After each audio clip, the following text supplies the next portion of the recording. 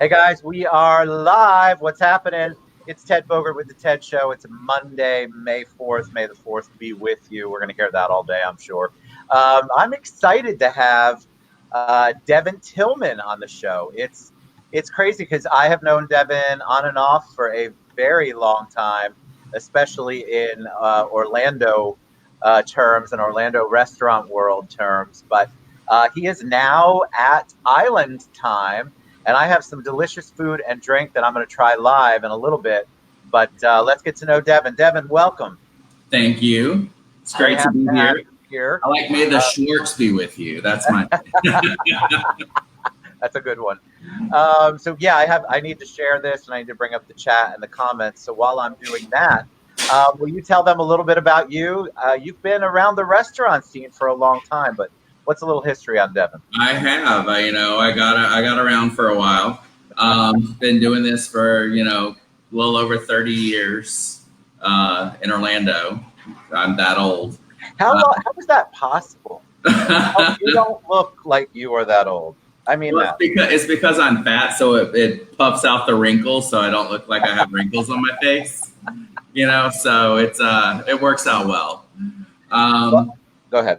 Yeah, but I for most of my career, well, for part of my career when I first started, it was mostly front of the house, server, manager, floor manager, GM, played things like that. And then after culinary school, my first job was as a sous chef in Thornton Park at a place called Midnight Blue.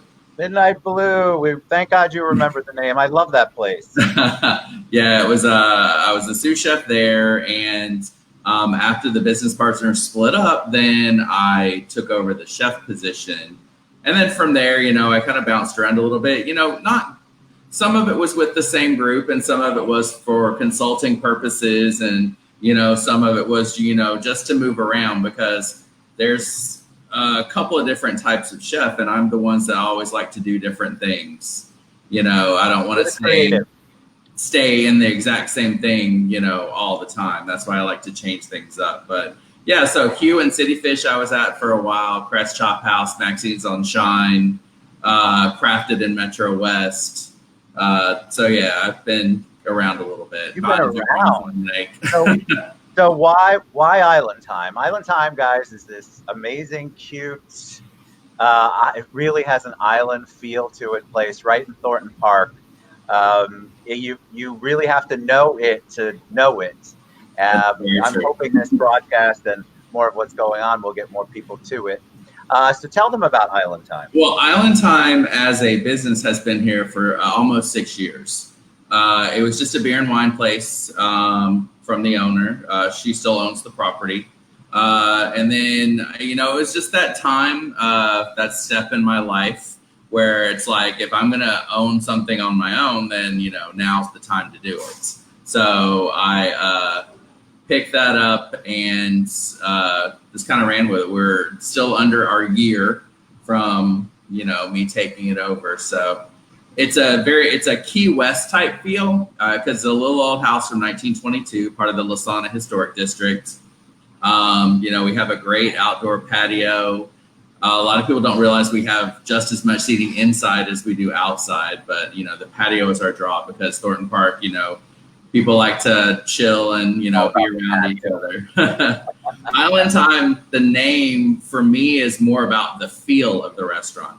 It's laid back, it's chill, it's you're going to get good wine, good beer, good food, and it's just not going to be rushed. We're going to sit, we're going to chat, we're going to have a good time. The food is kind of a mixture of things, just depending on what I feel like at the moment. So well, I'll show people this, but I want to talk about the drinks too. But I have this delicious plate of food.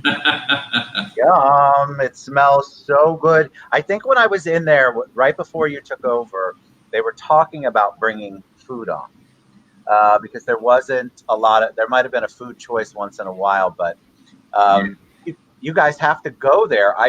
We love the feel of it. You really do step outside of the little city if you go inside, and you really do feel like you're on the islands. Yeah. So what am I drinking? What am I? I have two drinks here, courtesy of Island Time today. Well, the first one there are frozen drinks, which are our most popular drinks, especially with people getting them and, sitting outside on the patio for the warmth. We have a sangria, which is our blend of sangria and a cranberry pomegranate juice. And then the other one, which has become crazy popular, is our pink lemonade refresher, which is wine-based vodka, pink lemonade, and champagne. Most people actually get them mixed together. Really? Yeah. Because if you drink a lot of the lemonade, it can get a little on the sweet side. And then the sangria, if you drink, about half of it, it gets a little on the tart side. So you mix them together, it works out perfectly. So tell me, they're delicious, by the way. So it's a pink lemonade refresher and the sangria. Both awesome.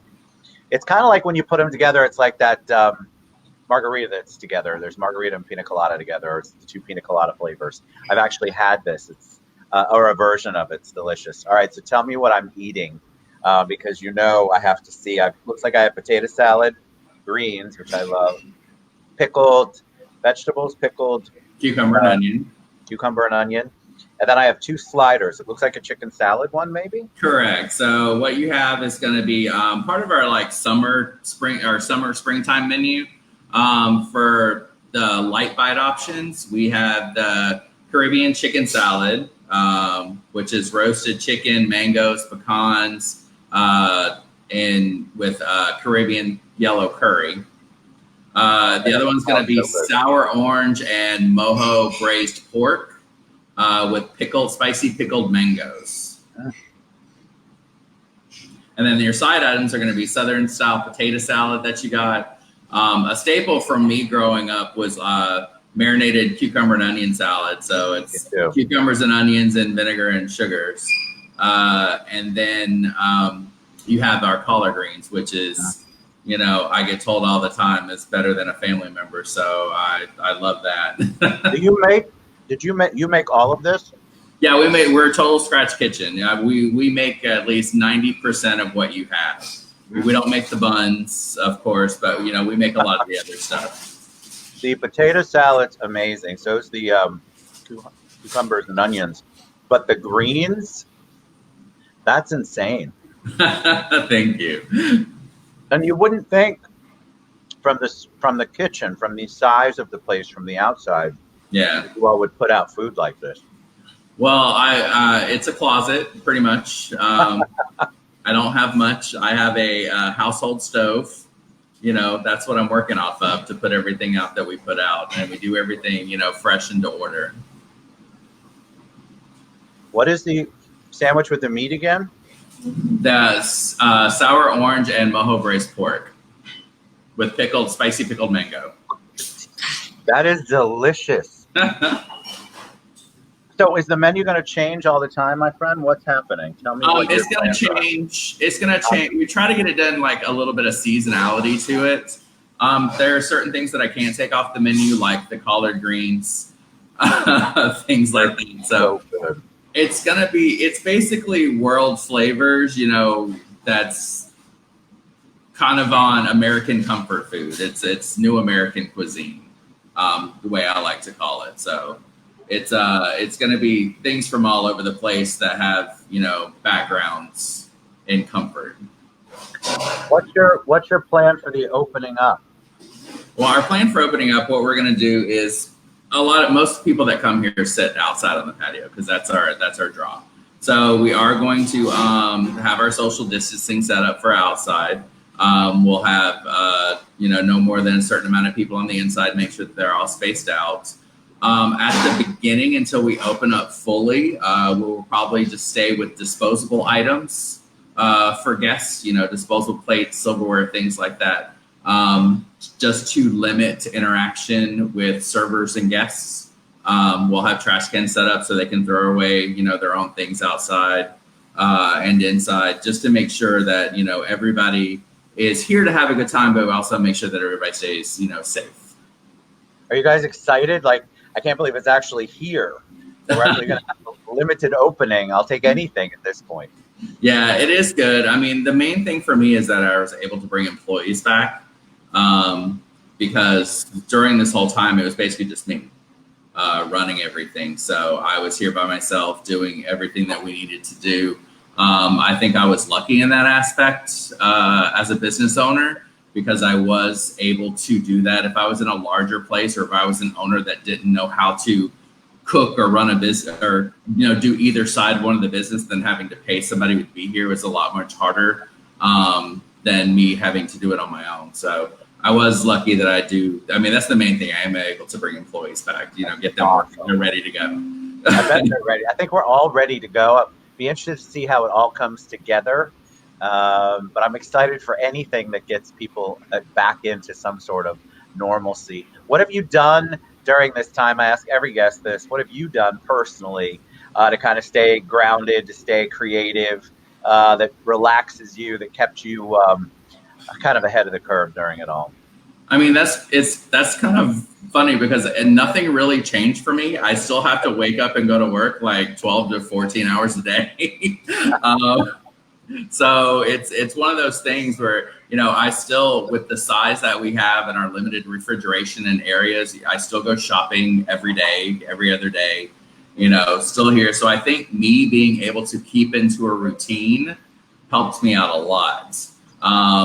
With going forward, and being here, I saw that, what people wanted, how I can do things, a little bit different, because if I'm stuck in the kitchen and having, servers running around, then I don't necessarily get to see and do as much as that I want to. And I see some things that we can improve on, and, ways that we can change. And just by interacting with guests more, I'm able to see, what the community here wants. Right. And I was lucky because I got to meet people from even further away, where Thornton Park may be outside their bubble. People are getting out more, walking longer distances or biking longer distances just to get away. So I've met people from Baldwin Park, the other side of Colonial from here, it's not that far, but it's outside of people's radius that they go to travel for food or drink. I'm so glad people are trying you. They should. So what's the best way for them to see the menu? Is it islandtimeorlando.com or the Facebook page? Well, right now it's the Facebook page, just because I've been updating it all the time with this, because if things we run out, or supply lines are short for certain things. Chicken wings are harder and harder to find, unfortunately. So things like that. So I update that one all the time on Facebook because it's a little bit easier. And then we'll go to, once we get to a little bit of normalcy, then it will be islandtimeorlando.com where the menu would be able to go. Fantastic. All right. I can't wait to gobble the food down. Very excited to see you again. Thank you so much. Guys, check out Island Time. I'll tag it again on the post. Reach out to Devon. That place is awesome. So check it out. And the food is absolutely delicious. I can't wait to go crazy with it in a minute. I just don't like to do that live, right? I want to try a little bit. I already had stuff dripping in my beard. Like, this is not a good look, Ted. But thank you so much, my friend. Island Time. You guys go out and support local, shop local, small business spotlight here with Devon Tillman at Island Time. Thanks, buddy. Thank you so much. Appreciate you.